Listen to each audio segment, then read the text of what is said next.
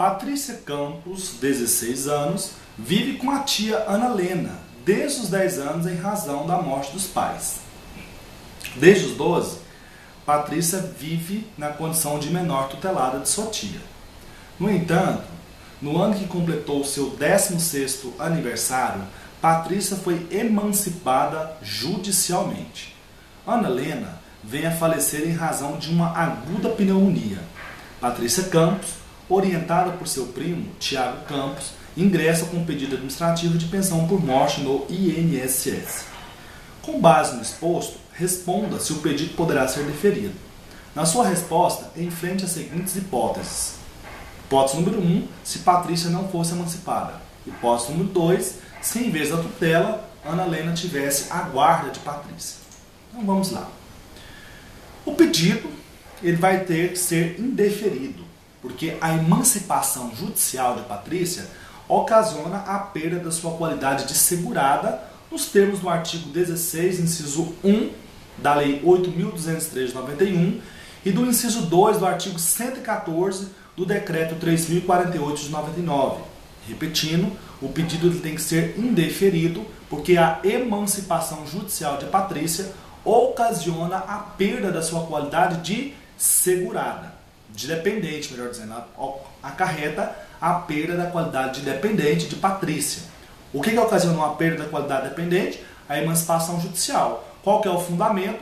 Artigo 16, inciso 1 da Lei 8.203 de 91 e artigo 114, inciso 2 do Decreto 3.048 de 99. Agora vamos enfrentar as duas situações aí que o exercício pede. E se Patrícia não fosse emancipada? Bom, nessa hipótese, se ela não fosse emancipada, aí sim ela seria considerada dependente da sua tia Ana Lena. E por força do artigo 16, parágrafo 2º da Lei 8.203 de 91. Porém, nesse caso, a dependência econômica ela não é presumida, ela deverá ser demonstrada. Então vejam bem, se Patrícia não fosse emancipada, ela seria considerada dependente da sua tia Ana Lena? Sim, porque ela é tutelada e o parágrafo 2º do artigo 16 diz que o menor tutelado ele é equiparado a filho. Só que tem a distinção que nesse caso tem que ser provada a dependência econômica. Tá? Se fosse comprovada a dependência econômica e Patrícia não fosse emancipada, ela teria direito à pensão por morte. Situação número 2. E se Ana Lena tivesse somente a guarda de Patrícia? Então vejam bem. Em vez de ter a tutela, ela teria somente a guarda. Então vejam bem. Aqui nós temos uma divergência jurisprudencial e uma divergência doutrinária. Até a publicação da Lei 9528 de 97, a legislação ela permitia a inscrição do menor sob guarda como dependente. A Lei 8.069 de 90, que é o Estatuto da Criança e do Adolescente, lá no artigo 33, parágrafo 3º, diz que o menor sob guarda possui os direitos previdenciários. Aí nós temos a corrente majoritária e temos a corrente minoritária. Então nós temos aí um conflito de normas, né? Uma antinomia que deve ser solucionada pelos critérios hermenêuticos de solução de antinomias.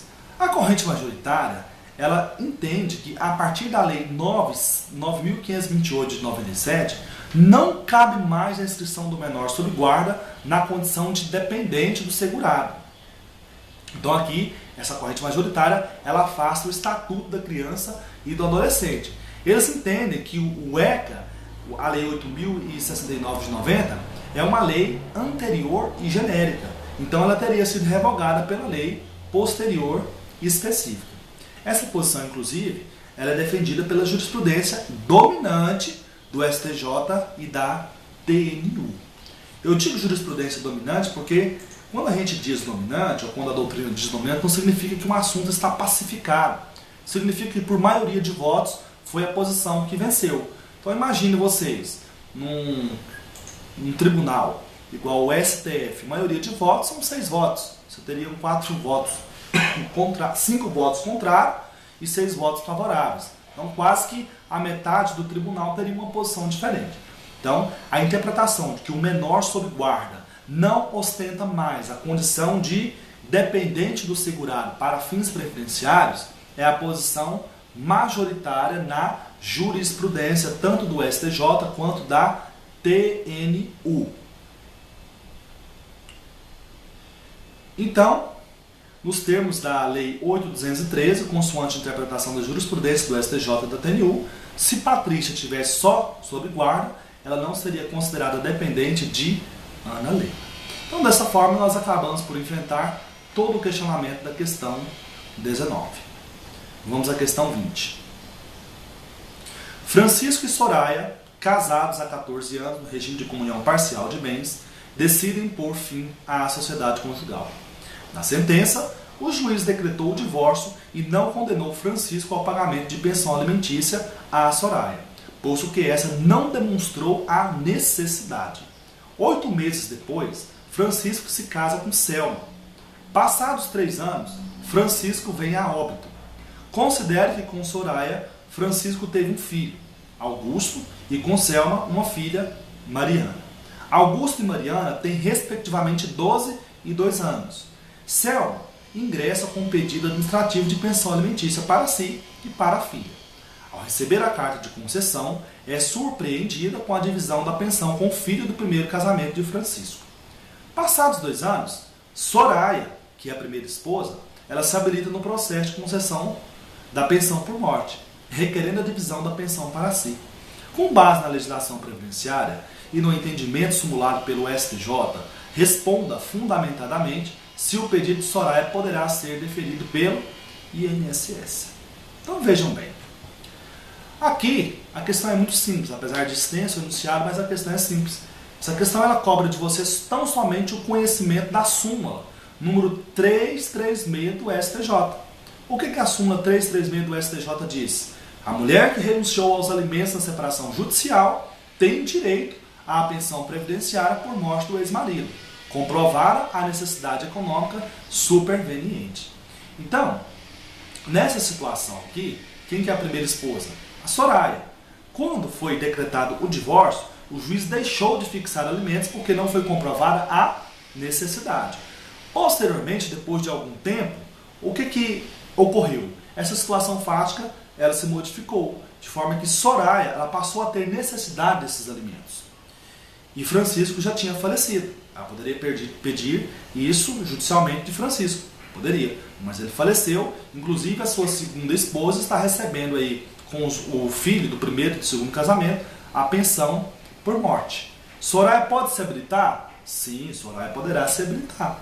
Tá? O INSS poderá sim deferir a sua habilitação no processo. Nessa hipótese aqui, o benefício previdenciário, então ele vai ser dividido em 4 cotas. Uma para Soraya, outra para Selma, uma para Augusto, outra para Mariana.